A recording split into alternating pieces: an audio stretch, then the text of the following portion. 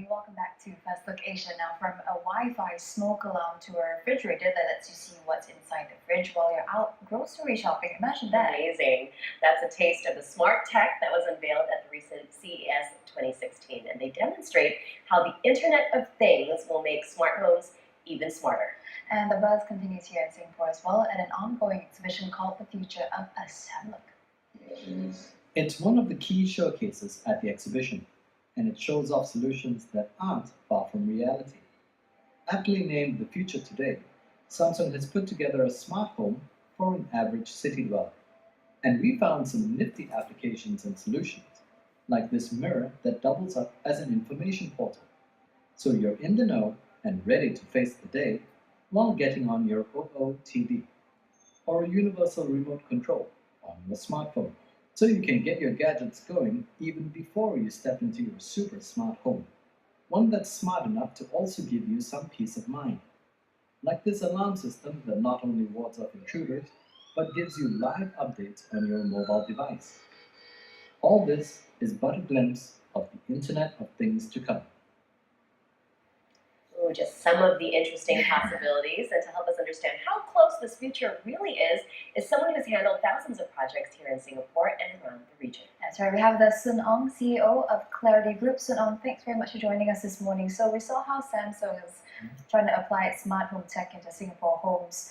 Are there other innovations that are already in the market that we might not be aware of? Definitely. I think that first of all, the technologies that we have seen and available in the market today, those are a lot more of a consumer DIY kind of tweaker. That is still a great market for the tweaker guys. But nevertheless, this can appear quite confusing for some of the users because they are not everybody is the kind that will go out to a store, buy a product, bring it back home, plug it in, configure their own Wi-Fi. Kind of intimidating. Of course, definitely, and that's why there's also still the need for experts and system integrators to come in and be involved in that process where they are ironing out all the kinks for the users, and all the user needs to concentrate on is the experience at the end. The thing is, there's so many brands these days, right? So if I want to use brand A, B, C, would it cause some integration issues?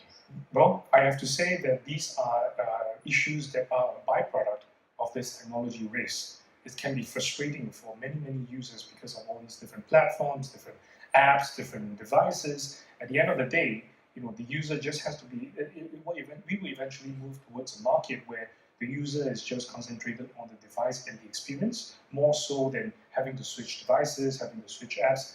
That unfortunately we are going through this teething process that will eventually smoothen out the kinks and probably end up being better. I feel like we've been talking about home automation for years. Internet of Things, a buzzword, a buzz phrase now this year. Is it really going to be more widespread in homes? Isn't the cost a inhibitor for applying these into our homes? Well, I guess to say that there are also many different tiers and many different steps on how you can go into. You can go into something that is only just costing a couple of $100, having to do everything mostly by yourself, or you can always hire an expert integrator coming in to do everything in the Internet of Things, being able to control everything from your lights to your shades to your TV. The sky's the limit, right? It depends on what imagination you have in order to push the envelope, in order to make everything as seamless as possible. Yeah, but when your home is connected by the internet and powered by the internet, what about security issues? I think I have to say that I think IDA has been doing a great job in terms of enhancing these security issues. They have today like the Personal Data Protection Act. That's one thing that's great, making sure that your data is not floating around the internet for unwanted users. Also, more and more companies are adopting the two-factor authorization. That has a very big hit because it gives the user a certain sense of security.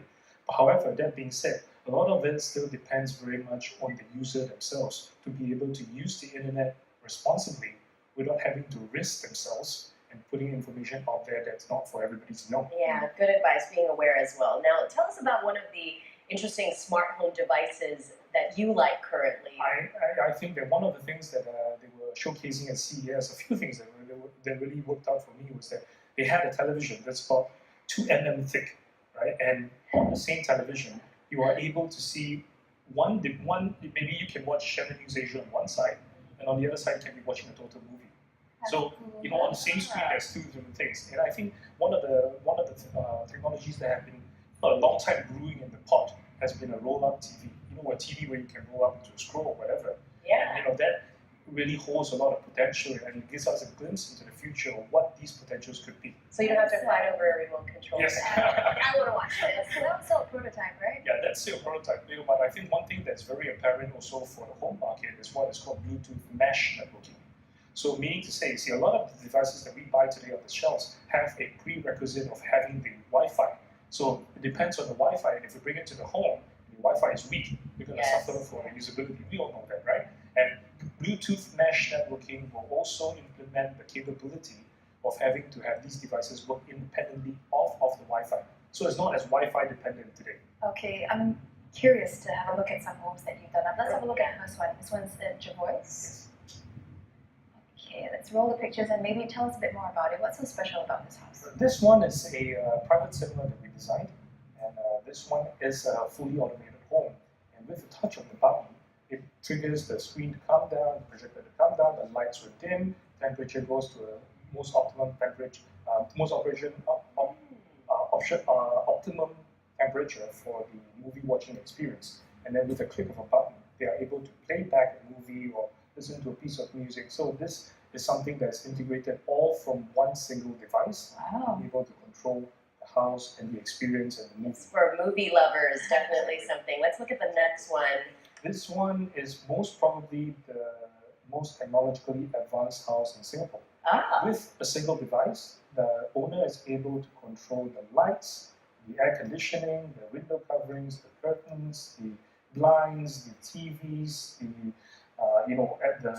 the program that you're trying to watch, the music that you're trying to listen to. So everything is integrated all within one device, and the owner is also able to say, if I press one button in the morning, when I wake up, the TV is on, up to Channel News Asia, he's able to catch up on his daily news, and then the shower comes on, things like that. So you can set certain settings so that it's already ready for you. So if everything is integrated into one device, if it goes kaput, is the whole house going to shut down? Well, not really. The reason why I say that is because there are also contingencies put in place to make sure that the experience, because we understand the needs of the customer, and we cannot say, you have to depend on your Wi-Fi or you have to depend on this. Of course, putting all these checks in place and making sure that they are fail-proof or bulletproof to a certain extent is important. Yeah. But at the end of the day, contingencies are definitely must. That's a good point because switch on the light with the switch on the wall. Yeah, so, that happens a bit because you're right, especially if you're freaking out. Yeah. Exactly, but safe to say, we haven't had a major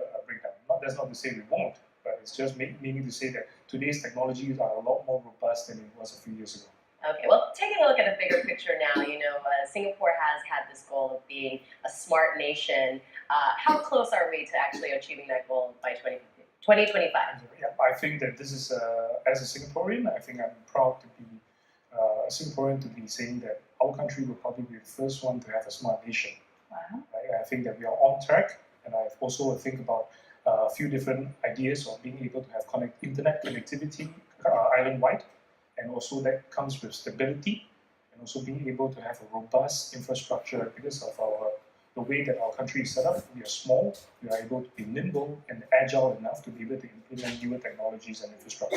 That's right. All right, well, thank you so much for joining us. I did see a report saying that we are the most connected nation, but also makes us a little bit vulnerable to some hacking things, but we'll definitely be aware of that. All right, join us next week on Techno of course, when we'll discuss digital decluttering. That's right, don't miss that conversation. And if you have ideas as well about how to declutter and get organized, you can post your suggestions on our Facebook page. We check it very often. All the details are on your screen. All right, time for a short break. Next up, World News Plus. Is your child eating